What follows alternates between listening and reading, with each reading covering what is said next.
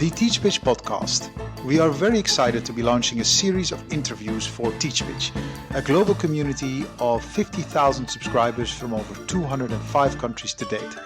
And for these interviews, we have selected a number of subscribers who have achieved great things. And by great, I mean amazing. Think of former presidents, entrepreneurs, people who've built hospitals, huge non-profit organizations, successful journalists, doctors, etc.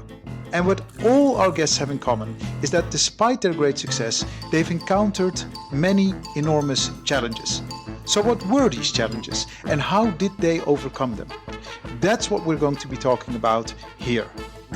My name is Aldo and I'm massively looking forward and very grateful you can join us on this journey. So sit back, relax and download the podcast here.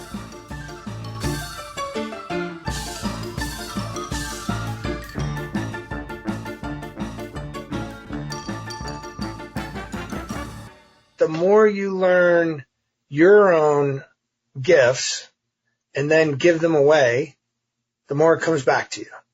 In this interview, I speak to my guest about how, against all odds, he had the stamina and physical capacity required to become part of the Navy SEALs, the elite squad of the US Marine. We also talk about how his career in the US Navy gave him the proper life skills to fail and to succeed as a businessman and entrepreneur, leading one of the fastest growing consumer businesses in the United States. Enjoy this interview with Alden Mills. We're so happy to be partnering with Hee Ha Ho, an interactive video platform that enables teachers and students to easily create amazing clickable videos for learning. Check out heehaho.com, that's HIHAHO.com, for more information and your free starter account. A big thank you to our friends at Zeus Maths Challenger, the only puzzle that effectively boosts your numeracy, critical thinking, and brain power. Go to CZeusPuzzles.com, that is spelled CZEUS puzzles.com, to get your brain buzzing. We are so excited to be working with the team Learning Ladders, the only platform that provides assessment that goes way beyond tracking to effectively support teaching and learning for EYFS, primary, and secondary settings. Go to learningladders.info to find out more. When I first heard about the journey of my next guest, I thought it would be best to get my act together and brush up on my knowledge on all things Army, the US Navy, high endurance, iron resolve, and incredibly physical stamina. Personal features required to join the famous elite team of US Navy SEALs, in which Alden Mills absolutely excelled, being promoted not once, not twice, but 3 times as a platoon commander. But when taking a closer look at Alden's journey as a Navy SEAL and after that as a hyper-successful fitness entrepreneur leading one of the fastest growing consumer companies in the United States, you notice that his message strikes a very different tone. Rather than talking about his own success, he is not afraid to disclose his failures, adversities and doubts. Other than cultivating an iron discipline, Alden pleads for all of us to first grow an impeccable relationship between our heads and our hearts. A framework needed for all of us to become unstoppable. A recurring theme in the 2 books that my guest wrote. Be Unstoppable, the 8 essential actions to succeed at anything, and Unstoppable Teams, the 4 essential actions of high-performance leadership.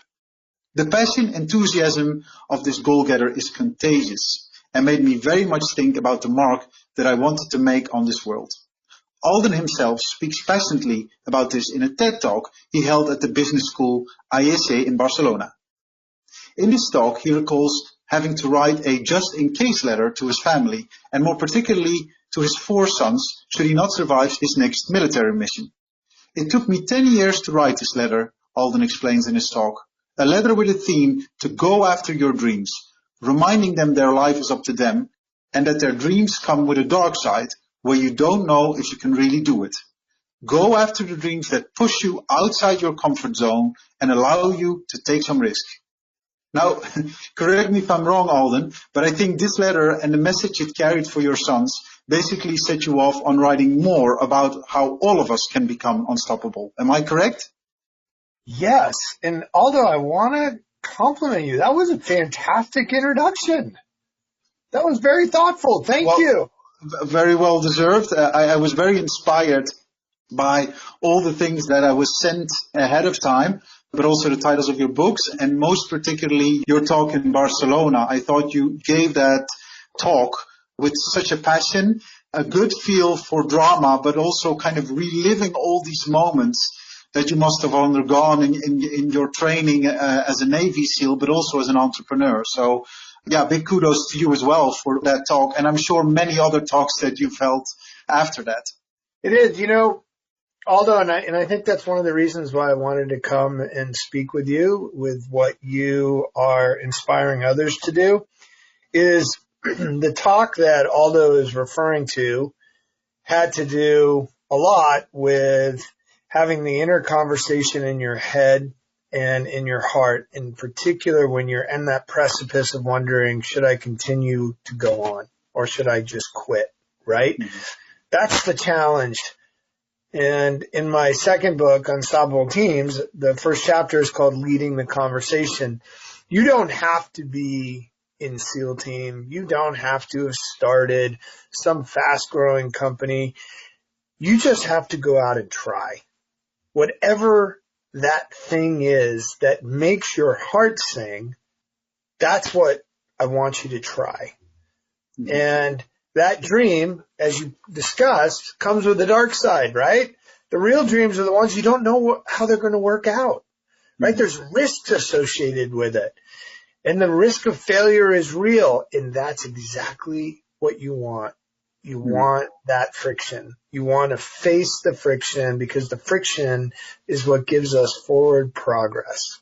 Mm-hmm. And that's what I hope as everybody listens to us today, they'll try and face their own friction and move forward toward that dream. And so here's the devil's advocate in me and I think you also hint towards it in your talk, you don't want to sink in that friction. I think a lot of people are afraid of that friction because they might be afraid they're going to be unable to navigate their way out of it. What has been your experience and how did you find your way out of it? And I'm sure many times you've encountered that friction.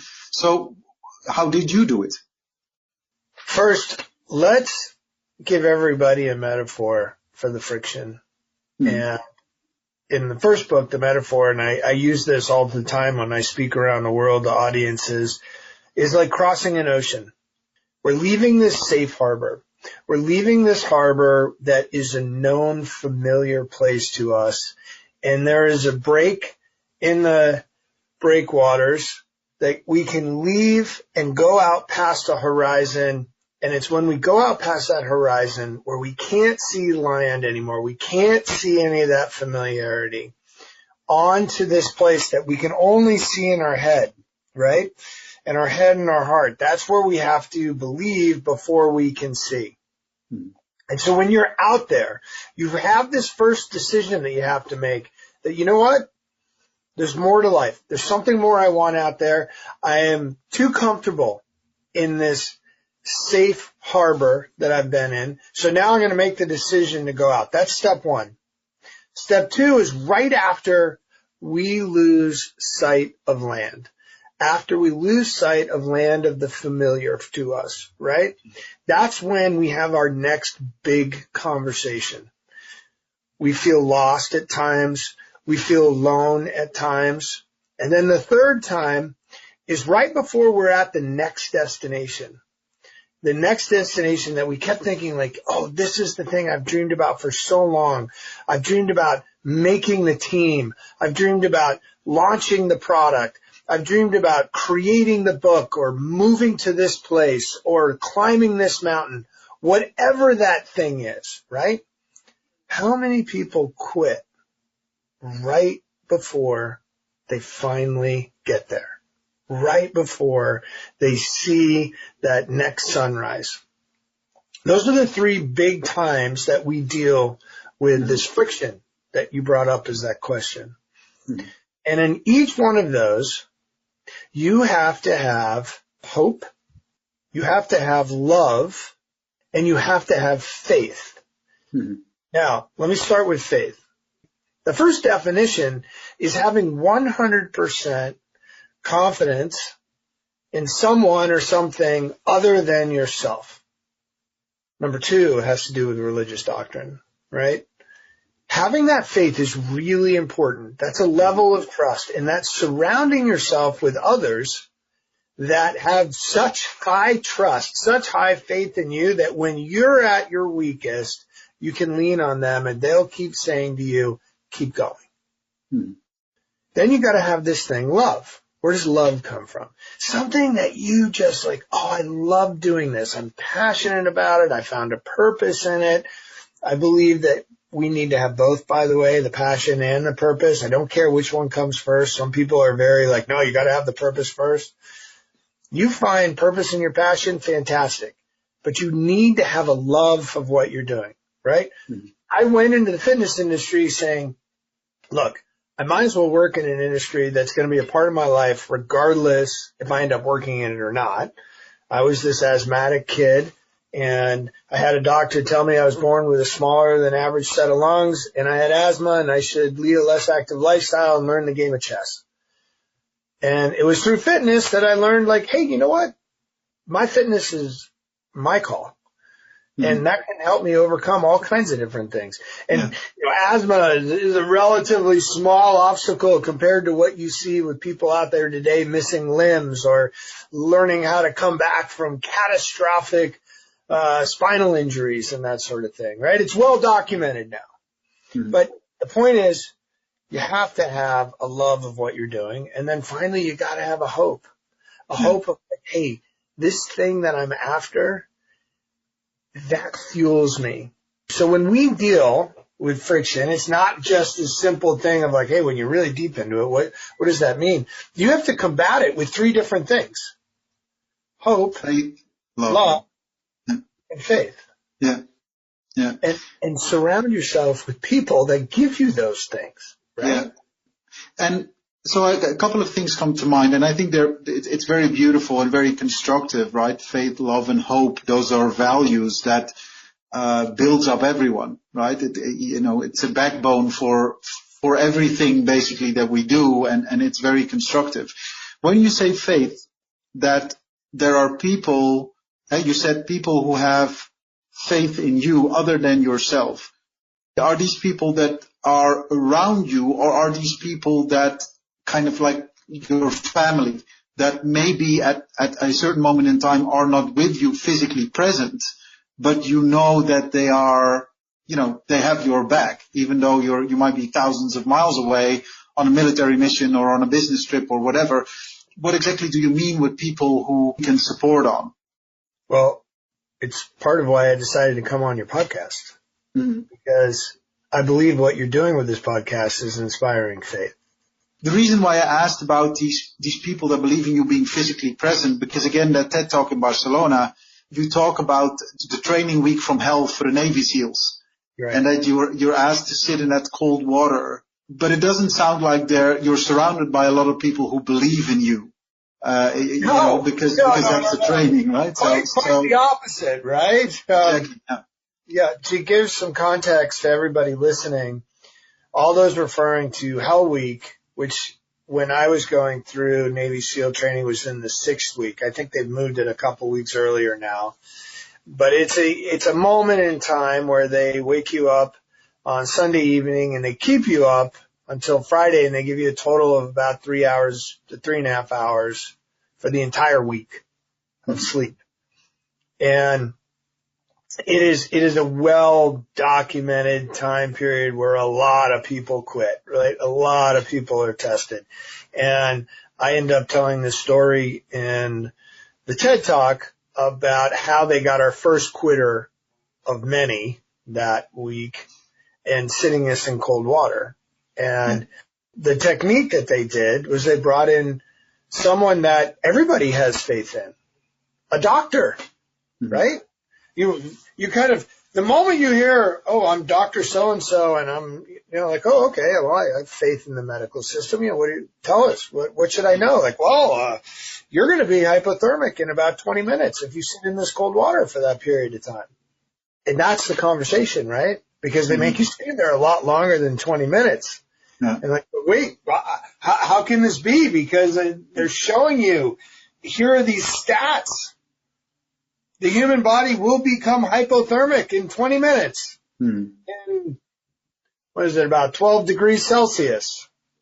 Yeah. Well, now what? Do I stay or do I go? Right? And something has to overpower that logical piece of the brain going, what are we doing? Are you crazy? Come on, let's get out of here. We're going to be hypothermic.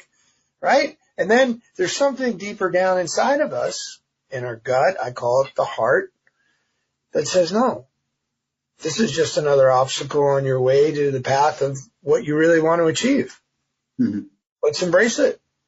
Let's figure out ways to get over it. Oh, guess what happens? Is it helpful to focus on being cold, or is it helpful to think of some place to be warm? Right? They're trying to get us to shift our focus and think about how cold the water is. Now, do we think that's helpful? No. Right? We end up getting colder. Right? We sit in a beautiful warm day and start thinking about lying on a sheet of ice, and we'll start to get cold. It turns out we have a lot more control over some of our bodily functions than we give ourselves credit for.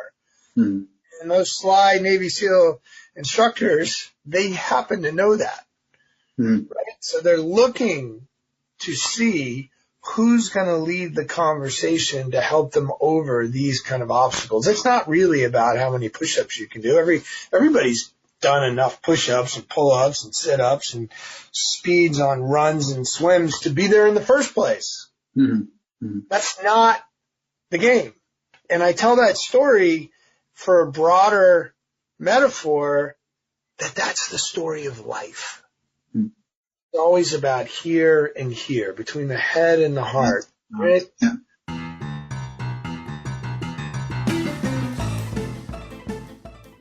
Yeah, that's so beautiful, Alden. There's so much in there, and I want to further analyze your journey, and we're going to do that through the challenges that you've sent, because they also say a lot about you, and it also shows the path that you've walked thus far, which is a tremendous path.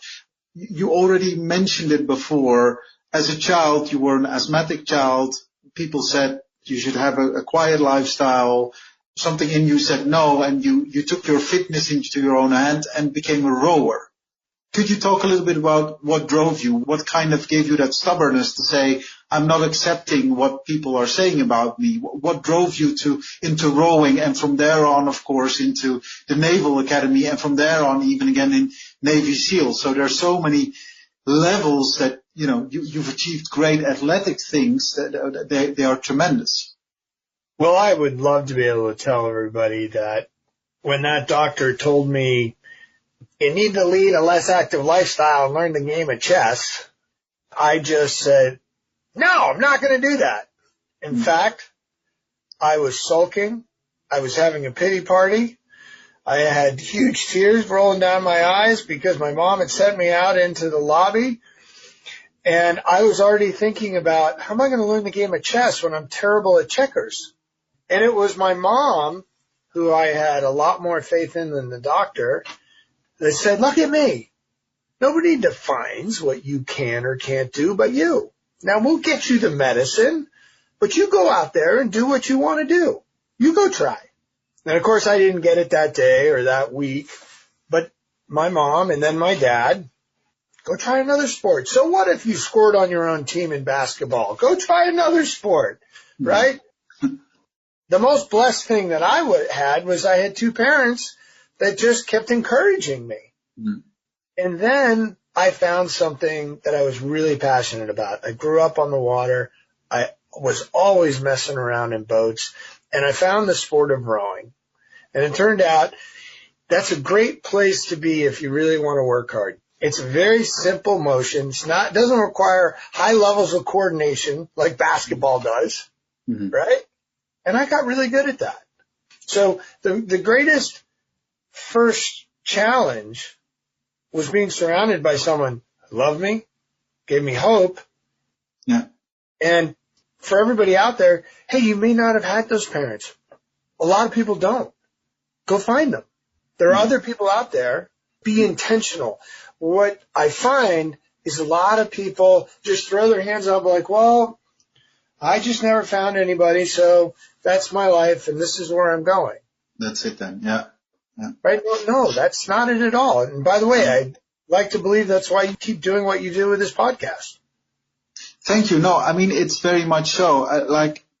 There are two reasons why I started this podcast. It's not about me, it's about you, but just to tap into that, why I started this podcast was to basically have people speak about the challenges they encounter on their road to success.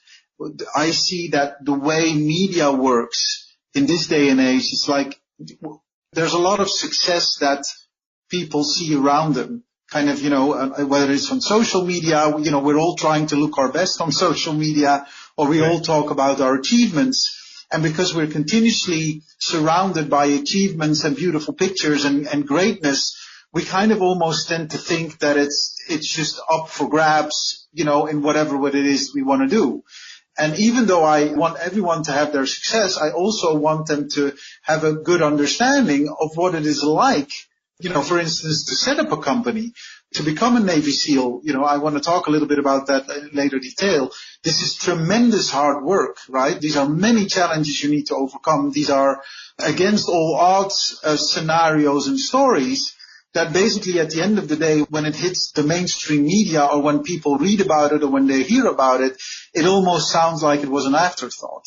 And I basically said, I think we're doing that the wrong way. I want to have a podcast whereby people who achieved great things talk about their journey and explain kind of how they got where they are today and explain to maybe where they went wrong, but also when things started working and hopefully that will help other people to do the same. That's in a nutshell why I started this. And that's why I think your story is so great and why it's very befitting with what we're trying to do here with the Teach Speaks podcast. So thank you for coming on the show as well. That's tremendous.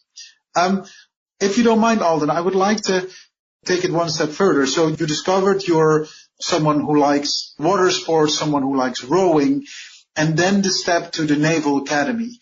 When did you realize you wanted to make that step? Was that an obvious choice or was that kind of a detour? How did you end up from being a rower to going into the Naval Academy? Well, it helped that the Naval Academy had a great rowing program and that I got recruited there. It was not my first choice. I thought I was going to be rowing in an Ivy League school. And at the 11th hour, they changed direction. I had started the application process my junior year because it's a 2-year process applying to the Naval Academy. And I was intrigued by this path that required a higher level of service. And it was definitely for the United States, it's a much less traveled path, right? To make the commitment to go to a service academy. And when I say service academy, we're talking about the Coast Guard Academy, the Naval Academy, the West Point, or the Army, which is called the U.S. Military Academy, or the Air Force Academy. You have to be there for 4 years, and then you have to serve for another 6 years. So that's a big commitment, right? You show up at 18, and you're like, I'm in this for 10 years. Mm-hmm. There was someone in every generation in my family that had served for some period of time. There was a general service mindset in the family.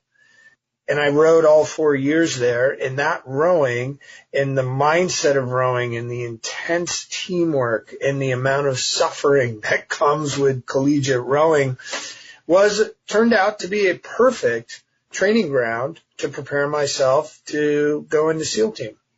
Mm-hmm. So with the Navy SEALs, again, the famous TED Talk, you have this training. How long is the entire training trajectory to get into the Navy SEALs? Well, you have the basic training, which is about 30 weeks. And then after that, you go through a series of advanced training. So by the time I officially became a Navy SEAL, it was about 2 years later. 2 years. Wow. And then you were internally promoted 3 times as a platoon commander. Is that correct? So how many years are we talking about now in total? And if I total, that was about 7 years. 7 years. Wow. Yeah. Wow. And then I had a break in service, went to graduate school, and then I went back into the reserves for about 5 years. Okay, you missed it? Yeah. What did you miss most particularly? The camaraderie. Okay. Right? I mean, imagine being surrounded by people who have your back to such a level that they die for you. Mm-hmm. Imagine what that feels like. And then imagine the reciprocity that, hey, you're all in for them, right? It's the highest level of all for one and one for all. That's tremendous. Yeah. It's a tremendous team feeling. Now, at the same time, you're in one of the largest bureaucracies in the world, the U.S. military. Mm-hmm. So you have that dynamic to weigh. And as an officer, I ended up making the decision that I wanted to go have a family and decided to leave after 3 operational tours of duty that were fantastic, and to go on and do some other goals that I was very interested in achieving. And that brings us to your second challenge. Again, fitness as a theme, taking the rowing and taking your physical development. You started Perfect Fitness, is that correct? Correct. How did that journey start? Is this after you left the reserves, or did it happen while you were still there? When did the plan come to you? How did that go about? I graduated from business school in 2000. I moved out west, sight unseen, to a software startup. All kinds of options thrown at me, like, oh, you're going to make millions of dollars. We're going to go public in a couple of years. And by the way, we have a ping pong table and a nap room, out in the Bay Area. Yeah. And 2 years later, I was miserable. I was like, okay, I'm done. I'm not comfortable being a civilian. I need to go back. Remember, I grew up in the military, right? From the age of 18 to 30. I was in the military. And while I was sitting there talking about it, my wife said, you've always talked about starting a company. We don't have any children except our dog. So now's the time. Yeah. Try it. And so then I started this company called PT Metrics, and I was going to link different pieces of fitness equipment together. And within 6 months, it failed miserably. And then I started the next company called Body Rev, where I was making the world's greatest fat burning device, and I raised $1.5 million. And then I learned $1,475,000 worth of ways not to launch that product. And I'm looking at bankruptcy again, with $25,000 left, and no more financial support from investors, because they pulled me aside. They pulled out a new chart called a cash flow statement. Said, look, you don't even have enough to pay back your manufacturer or your lawyer or your accountants. Go get a job. It's over. And with 90 days and that 25,000 left, by the way, I just happen to have this here, I launched this. Perfect Vision. That was its own Navy SEAL hell week. It wasn't a hell week. It was hell months. Yeah. It turned into hell years, right? Yeah. And so this thing that everyone's like, oh, yeah, he invented the perfect push-up. This was the overnight success that took 10 years. There you go. I mean, that's what I mean when I said about, the soundbite of Alden Mills in this case needs to be, you set up this, one of the fastest growing companies in the United States at some point, and the way it is pitched sometimes sounds like, oh, this happened overnight. Whereas, no, this is 10 years. And, lots of sleepless nights, no money in the bank, and then something happened, right? And can you recall what exactly happened? So did someone pick up on it? Did you change something in your formula, or with that 25,000 that moment, what happened that perfect push-up device started generating sales? So the first big thing was, this was my baby, a rotating weight system. Okay. Guess what? Yeah. People had no idea. Yeah. They don't understand how this worked. They didn't understand anything about it. Look, it's a push-up stand, but now it rotates. And then we answered why it rotated and what the benefit is to you, why it does that. And then all of a sudden people got the story. Yeah. Right? I went from something that I had to educate people on to people going, oh, I could tell the story in a minute. Oh, and a Navy SEAL invented it. There's some credibility there. Yeah, okay, that makes sense. The big difference is there are three types of ideas. The invention, which is what this is, no reference point, totally new. You're going to spend more time on education than you are on selling this.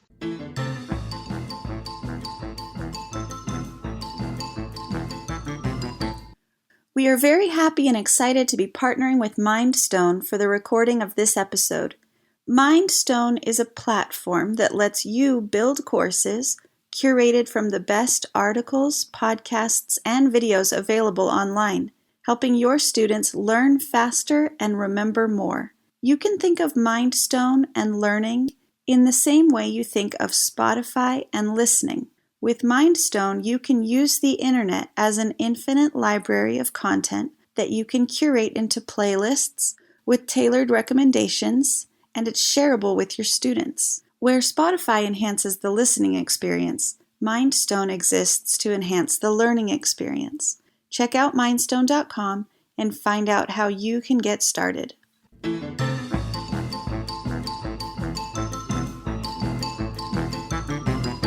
What would you say kind of, because I would say looking at it from the outside, it's you did not give up.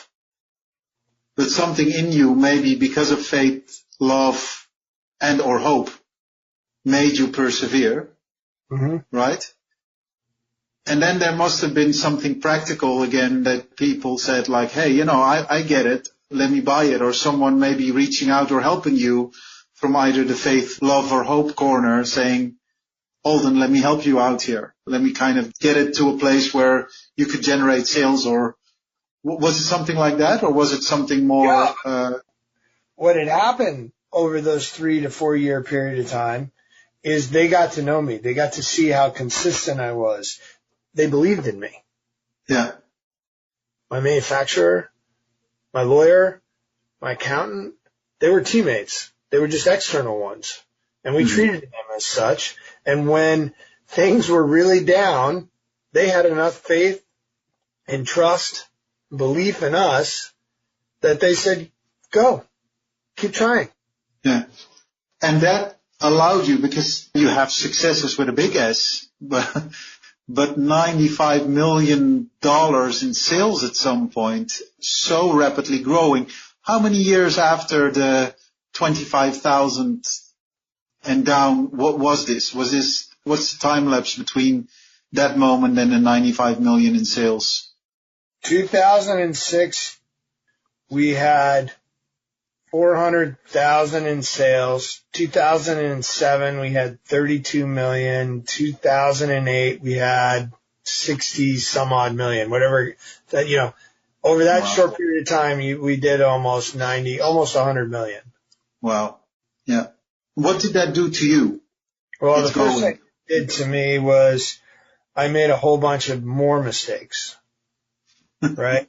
You can start listening to the press and start believing the press. That's dangerous. Yeah. You can start to lose sight on why you originally started your business in the first place. And it's easy to lose sight when people go, oh my gosh, you're on your way to 100 million in annual sales. You just need to sell a little bit more to Carrefour and Tesco and Asda and Walmart and Costco and Target, and you pick them, right? We were selling them around the world. And then when the world comes crashing down and you make a few inventory mistakes and you have macro trends that hurt you like they did in 2009, well, then you have a whole nother set of friction to deal with. Everyone was calling it the Great Second Depression. It was the Great Reset. Shortly after we got declared one of the fastest growing companies in the United States, President Obama comes into office, calls it the second Great Depression. The lights go off at retail, and we're stuck holding tens of millions of dollars of inventory. Now we're looking at selling all of our assets, including my house, that we were going bankrupt. Mm-hmm. And I show up at the office and going through the mail, and I get this letter, and it's written in pencil. And it says, "Dear Mr. Perfect Push-Up Man, my grandmother gave me the perfect push-up for Christmas. She bought it at Walmart. That meant it was $19.95. Mm-hmm. And I followed your workout plan 4 times. Each plan is 3 weeks long, so it's 12 weeks. And I made the JV football team. Mm-hmm.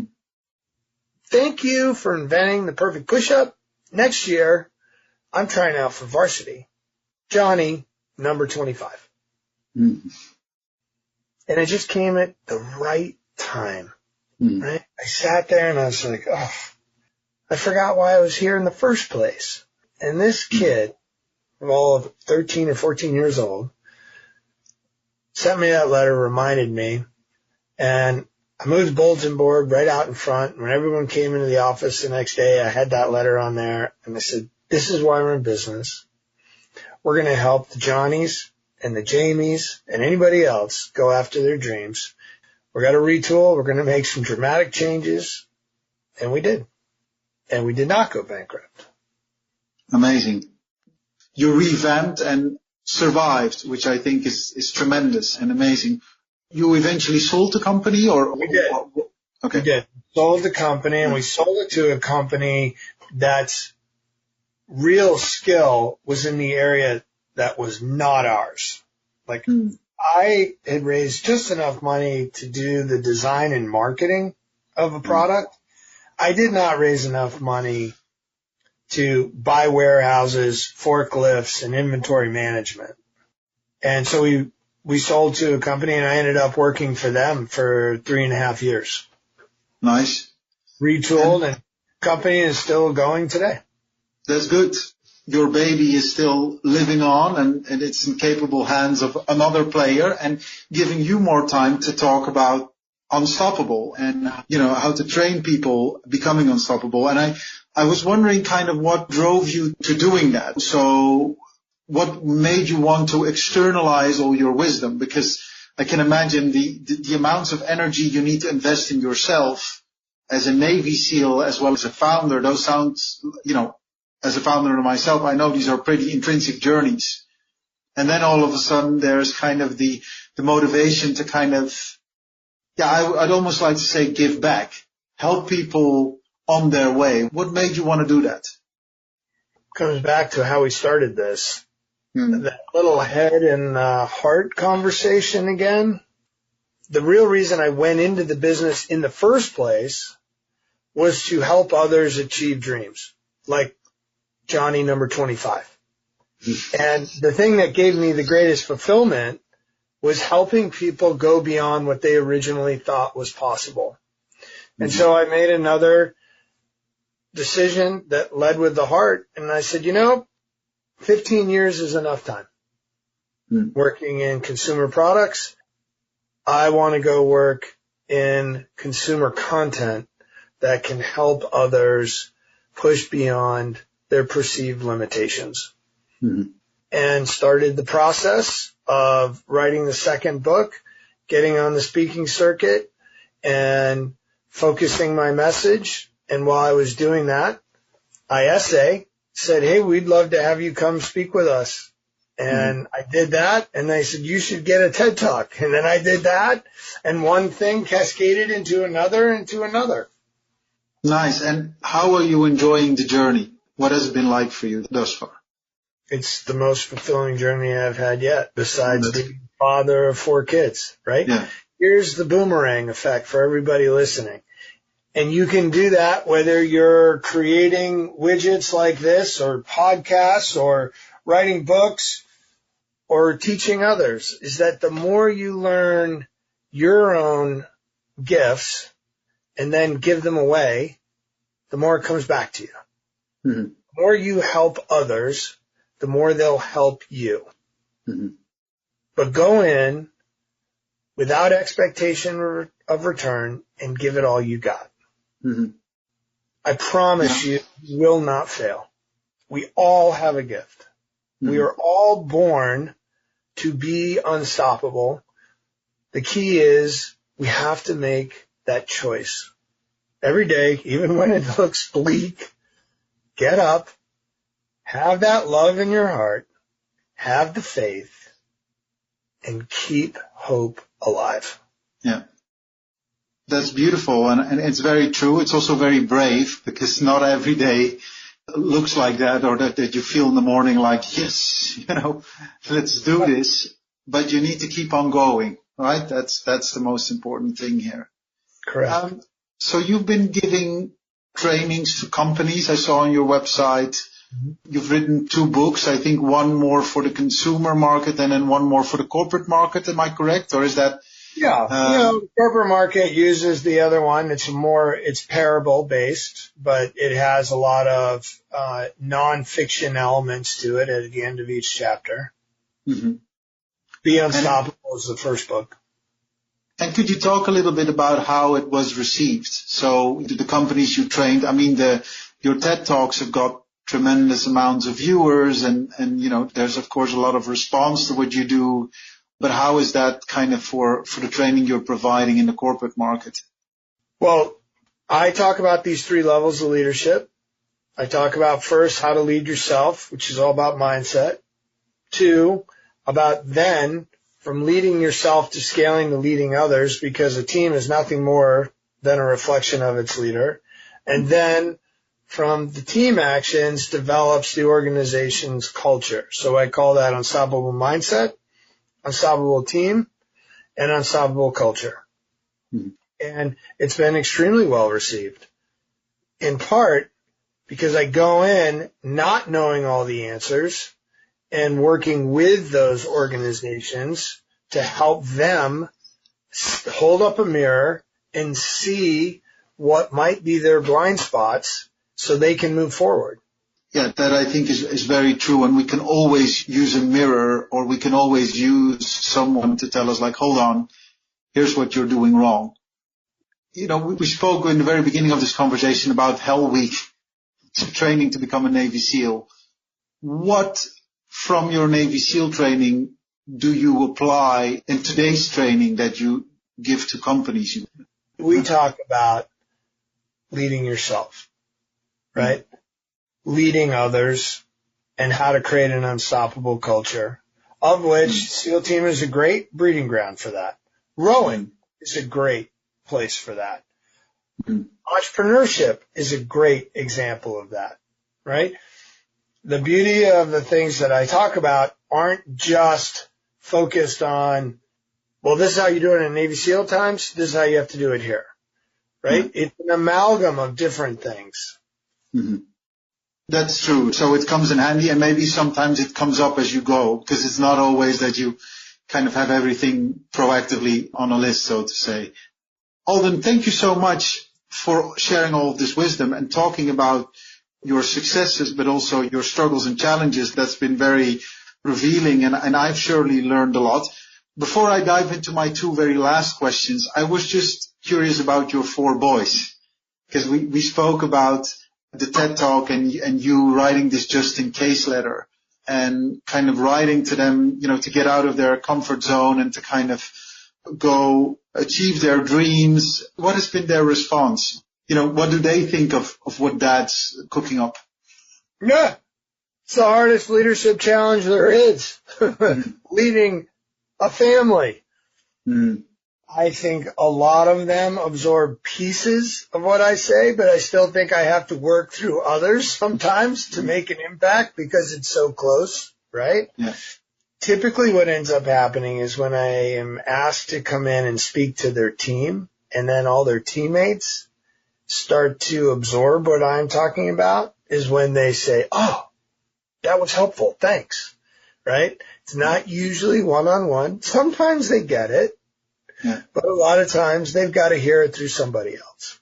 Okay. And any aspirations from any of them to join the Navy or Naval Academy or those things that you've done? They're works in progress. That's me in about 5 years. Yeah.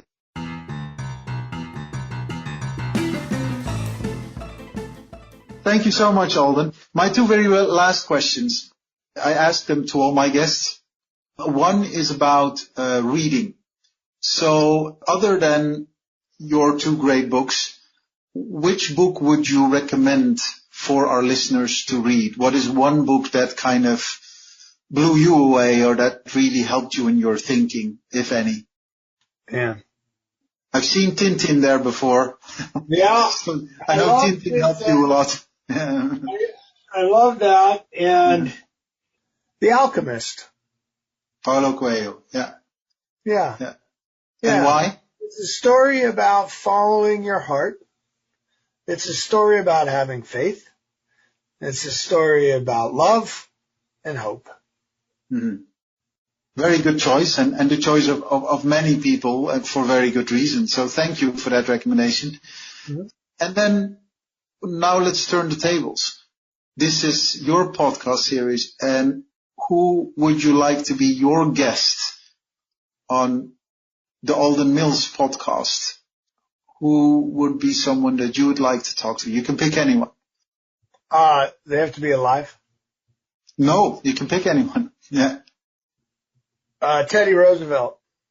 He was one of my first heroes. Is the person that my mom wanted me to learn about after I was diagnosed with asthma. He had asthma too. Mm-hmm. He has several wonderful quotations, one of which I use repeatedly in my second book. No one cares how much you know until they know how much you care. Oh, yeah. And he also talks about what's really important in life. It's not about the critic. It's about the person in the arena, the person that's bloodied, bruised, dirty, falling down, struggling to get back up, right? That's where the glory is. Mm-hmm. And it's the glory for the individual who overcomes their own personal fears, their own personal challenges, faces that friction, overcomes it, and continues on. Mm-hmm. That's who I'd ask. Yeah. I'd love to spend time with him. Well, that makes two of us. That's a beautiful guest choice, and I very much like what you said. It's not about the critic, but the person in the arena. It's the people that are actually doing it. You know, being a bystander and looking at other people saying you need to go left, you need to go right, that's the easy part, right? People who are actually doing it and are falling over and are struggling, they're the ones we could really learn something from. Alden Mills, it's been a tremendous pleasure talking to you. Thank you very much for making some time available to talk to me for the Teach Pitch podcast. If you want to know more about Alden Mills, you can go to his website, which is alden-mills.com. I hope I have that correct. We'll be sure to include it in our show notes. And I would highly recommend, again, the TED Talk of Alden Mills held in Ayese in Barcelona, as well as his books, Be Unstoppable and Unstoppable Teams. I wish you all the best, Alden. I hope you will be unstoppable for centuries to come. Come back anytime. I've really enjoyed speaking to you. Thank you very much. I've loved it too, Aldo, and keep inspiring everybody to be unstoppable. Thank you. Will do. Thanks so much.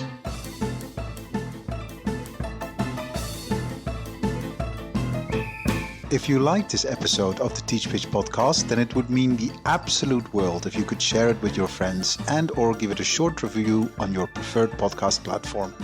The more you share your ideas about these interviews, the more people will find out about them. So do let us know what you think. We'd be very, very grateful. Special thanks to Kevin MacLeod for our beautiful theme music, Le Grand Chase. This podcast was produced and edited by Natalie Piles. Project coordination by Inva Cheney.